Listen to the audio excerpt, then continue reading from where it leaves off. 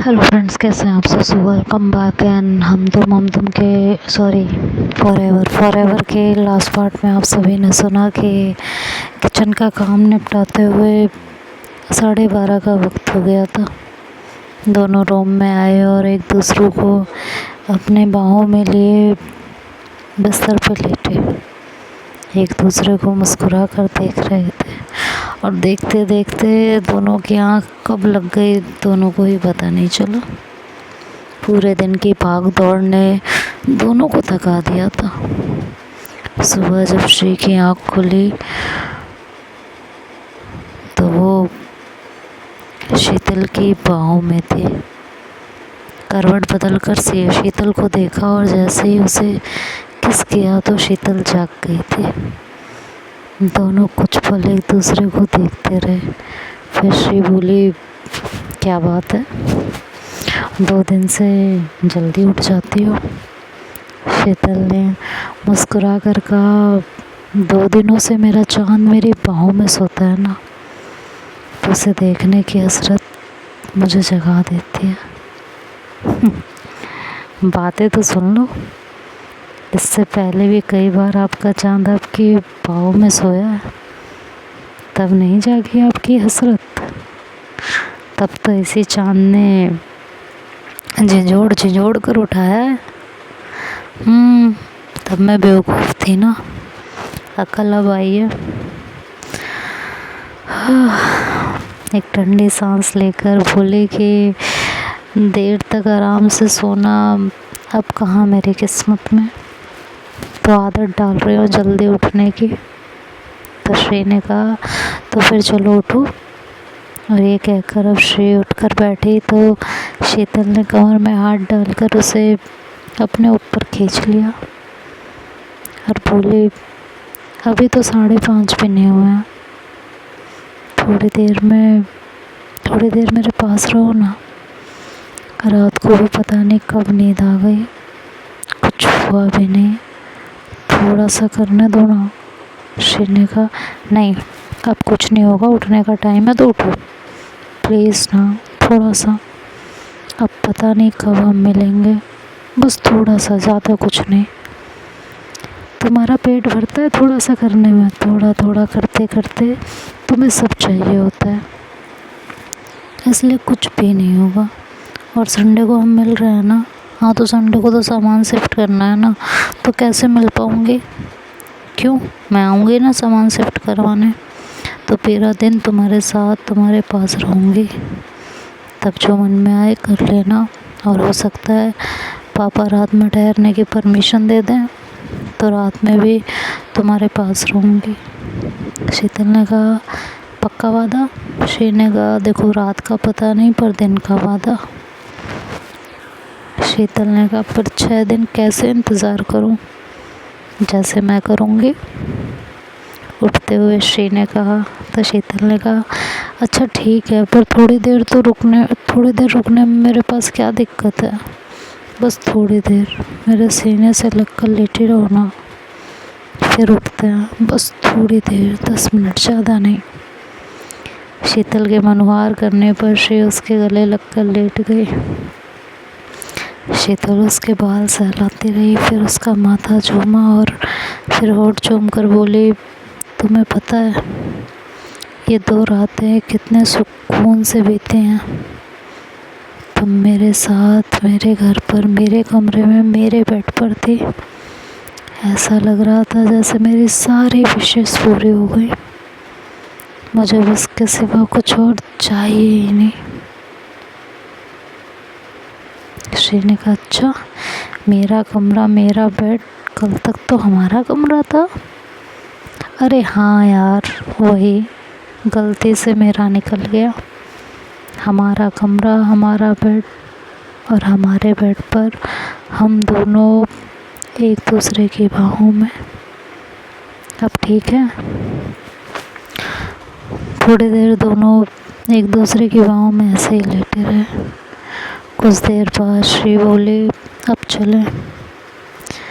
तुम्हें चैन नहीं है ना, 10 मिनट में 10 बार बोल चुकी हो, चलें चलें चलें। 10 मिनट से ज़्यादा हो चुके हैं शीतल, और बार बार इसलिए बोल रही हूँ कि कहीं हम दोनों लेटे ही ना रह जाएं, और हम दोनों को रहते हैं आंटी को काम करना पड़े, अच्छा नहीं लगता। तो अब चलो जल्दी से उठो, बड़ी फिक्र है आंटी की। तो श्री ने उठते हुए कहा, तुम्हारी मम्मी है, फिक्र तो करनी पड़ेगी ना। शीतल ने भी उठकर श्री के पीछे जाकर गर्दन चूमते हुए कहा कि सारी फिक्र माँ की करनी है, थोड़ी सी उनकी बेटी की भी कर लिया करो। कहकर उसने श्री के होठों को चूमना चाहा, तो श्री शीतल के कान पकड़ते हुए बोली कि ज़्यादा ना नौटंकी मत करो, टी शर्ट पहनो और बाहर चलो। दोनों थोड़ी देर में बाहर आते हैं, बारी बारी से नहाकर तैयार होकर किचन में मम्मी की हेल्प करवाते हैं और फिर ऑफिस के लिए निकलते हैं। स्टेशन पहुंचकर बाय बोलकर अपने अपने ऑफिस चले जाते हैं। बाकी एक हफ्ते का रूटीन सेम चलता रहता है। एक हफ्ते के बाद श्री रविवार को शीतल के हॉस्टल पहुंच जाती है सामान शिफ्ट करवाने, एक बैग के साथ, जिसे देखकर शीतल पूछती है, ये बैग किस लिए? श्री कहती है, इसमें सामान है। शीतल ने सोचा शायद श्री को रात में रुकना है तो कपड़े वगैरह होंगे, ये सोचकर उसने ज़्यादा ध्यान नहीं दिया। सारा सामान शिफ्ट होकर जब घर पहुंचा तो सामान कमरे में रखवाने के बाद श्री ने शीतल को अपने जीजा जी की खातिरदारी और मम्मी की हेल्प करने के लिए कहा। तो शीतल ने कहा, मैं यहाँ से कहीं नहीं जा रही। श्री ने कहा, देखो ज़्यादा नौटंकी मत करो, जाओ रूम से बाहर जाओ, अपने जीजा जी की खातिरदारी करो और अपनी मम्मी की हेल्प करवाओ, ठीक है, और जब तक मैं ना बुलाऊं तब तक कमरे में मत आना।